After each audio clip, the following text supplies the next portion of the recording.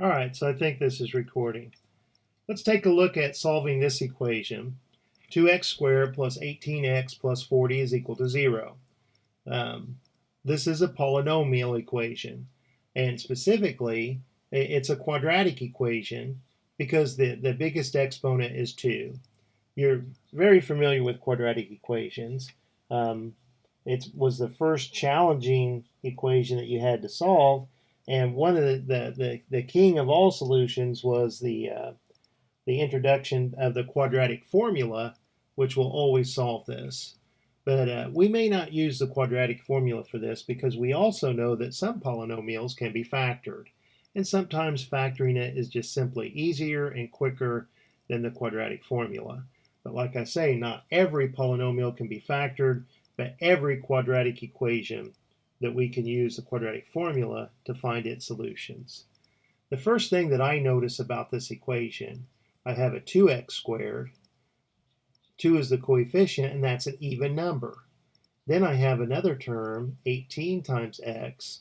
18 is the coefficient, and that's an even number. Then I have this constant term, 40, and that's an even number. So I can reduce this equation and make the number smaller and easier for me to work with if I just come in and divide both sides of this equation by 2. So if I divide the left-hand side by 2, I'm going to divide every term by 2, not just my favorite term, but all of the terms. So the 2 divided by 2 gives me 1. 18 divided by 2 gives me 9. And 40 divided by 2 gives me 20. So I have a new equation. Oh, and 0 divided by 2 gives me 0. So I have a new equation, and it's going to be easier for me to work with because I have a 1x squared, a 9x plus 20 is equal to 0. Okay, so you've solved this quite a bit in Algebra 1 by a technique, a factoring technique that they refer to as the x method. So if we draw an x over here on the side, what you do is you take the middle term here and you write it at the bottom of your x, and you take the first term times the last term and write it at the top of your x.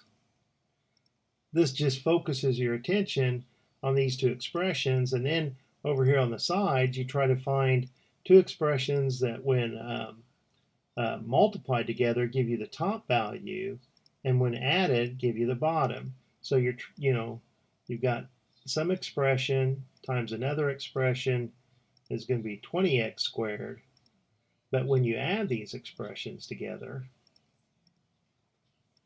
you get 9x. So you think about what numbers multiply together to give us 20, and you've got 1 times 20 is 20, but that doesn't add up to 9. You've got 2 times 10 is 20, but that doesn't add up to 9. And we have 4 times 5 is 20, and hey, we have found what we're looking for because 4 plus 5 adds up to 9. So if this were 4x times 5x, you get 20x squared. If you have 4x's and add 5x's, you get 9x. So we typically will put those answers, the result here, this that we found by trial and error.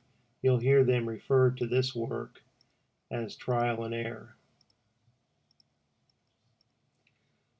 All right, so now that we have found these, they suggest that we put it in the form of a table to help us factor it.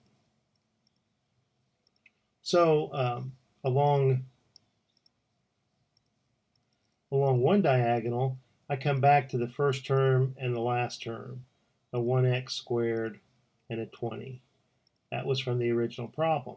Along the other diagonal, I use the values that I found in my x. This is why we were searching for those two expressions. Well, now the table is just an organized way for me to factor this. When I look across here and think about what's common to both 4 and 20, the number 4 divides 20 and it also divides itself. And when I look across here, 5 and 1 don't have any common factors, but both of these share an x in common. I can divide both of those terms by x. When I look up and down here, 1 and 4 don't have anything in common, but both of these expressions have an x. And when I look vertically over here, 20 divided by 5 is 4. So both of these are divisible by 5. All right, so that means that we can come back to our equation that's equal to 0, and we can rewrite x squared plus 9x plus 20. It looks different, but it means the same. I didn't give myself. It means the same thing as x plus 4 times x plus 5, and that's equal to 0. So whenever you have a product that's equal to 0, you can split it up into two equations by the zero coefficient theorem. X plus 4 is equal to 0, or x plus 5 has to equal 0. If you subtract 4 from each side, you get negative 4, and over here, negative 5. So here's our two solutions to this original equation. Let's see if it's among our answers here. Now they wrote the negative 5 first, and they wrote it as a set, the solution set. So hey, our answer is B, and I hope that helps, and I will talk to you later.